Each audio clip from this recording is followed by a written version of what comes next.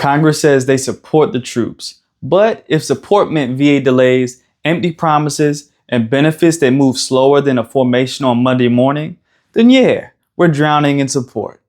Meanwhile, inflation is doing burpees on your bank account. And VA disability, that's not just money. It's your last line of defense against an economy that doesn't care you served. So here's the mission today. We're cutting through the polished speeches, the flag pin photo op, and the "we care" tweets to find out if Congress is actually backing veterans or just using us for campaign clout and holiday parades. Let's go. In 2022, Congress passed what they call a historic move for veterans, the Honoring Our PACT Act. Sounds impressive, right? It expanded VA healthcare and benefits to vets exposed to burn pits and other toxins. Over 1 million claims approved and more than $5.7 billion in benefits delivered. But here's the fine print. Many of those claims were already in limbo. The PACT Act didn't create a system from scratch. It just updated a broken one with duct tape and a shiny new logo. Don't get me wrong, this law was a win, but one win doesn't make a war over, especially when many of us are still stuck waiting on decisions, fighting denials, or buried in paperwork that looks like it was written by a caffeinated raccoon with a law degree. So don't go into your next claim like it's a night land nav course with no compass. Get the vet rating guide at simplevetbenefits.com. It's like NVGs for navigating VA disability. So let's talk mental health. The Strong Veterans Act made it through in 2022. It beefs up support systems, mandates better training for providers, and forces the VA to modernize veteran health delivery. Sounds great. Until you realize a lot of vets still have to drive an hour for a 15-minute check-in or sit on a 6-week wait list for therapy. It's like giving someone a top-tier IFAC with no medics around to use it. So while the intent is good, implementation still feels like, well, military-issued boots. Technically useful, questionably comfortable, and not always in the size you need. If Congress won't help you carry the weight, at least your chest pack can. It's veteran built, weatherproof, and it won't ghost you like your last case manager. So Congress also passed the Thrive Act and updated the Remote Act to help with veteran education and job training. These are supposed to streamline your path from uniform to office job. They expanded benefits under the VR&E program, eliminated some red tape, and boosted oversight. But here's the kicker. Most veterans don't know these programs exist. And when they do, many feel like navigating them requires a PhD in VA bureaucracy.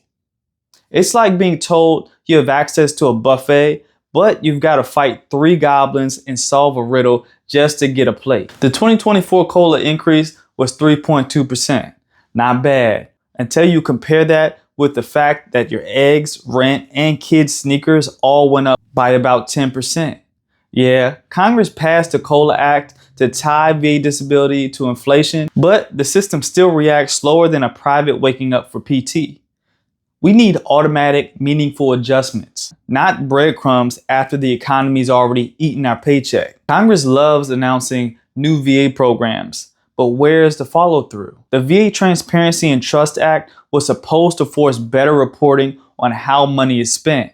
Spoiler alert, veterans are still finding out things the hard way through delays, backlogs, and administrative oopsies. We've got funding, but where's the fix? Where is the GPS that actually works instead of recalculating us into another denial? Let's be fair, there have been wins. The Guard VA Benefits Act targets shady claims companies. The Veterans Auto and Education Improvement Act helps streamline education benefits. And bipartisan support for expanding access to toxic exposure care is real. But here's the hard truth. Most of these bills get passed because veterans fight for them. Not because Congress suddenly woke up with a conscience. We had to pressure them, call them out, flood phone lines, share our stories. That's not politics, that's perseverance. So what does supporting veterans actually look like? Quicker claims processing, more VSOs with teeth, better transition programs, mental health care that doesn't feel like an obstacle course, automation that works for us, not against us. Right now, we get trickles of progress. wrapped in red tape, and followed by press releases. We don't need another medal. We need our benefits to arrive on time, be accurate, and be protected. So, is Congress fighting for us? Here's the real answer. Some are. Most respond only when we yell loud enough. Congress isn't a monolith. It's 535 people, most of whom wouldn't know a DD-214 from a diner menu. The few who actually fight for us, they deserve backup.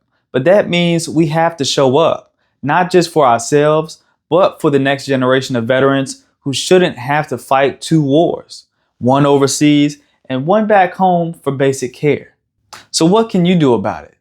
So no, don't rely on Congress to get it right on their own. Call your reps. Vote like your benefits depend on it, because they do. Educate your battle buddies. Join advocacy groups. And if you want to understand your benefits like a squad leader understands the terrain, download the VA Claim Survival Guide at simplevetbenefits.com. If you're tired of having a claim denied for missing a comma or unclear diagnosis, check out the VA Rating Guide. I built it because I lived it. So Congress may not always be fighting for you, but I am. And so are thousands of other veterans who know what it's like to be on hold with the VA for 73 minutes. Think you know how VA claims work? Spoiler, you've probably been lied to. Click on the next video where I'm busting the top 5 myths that veterans still believe.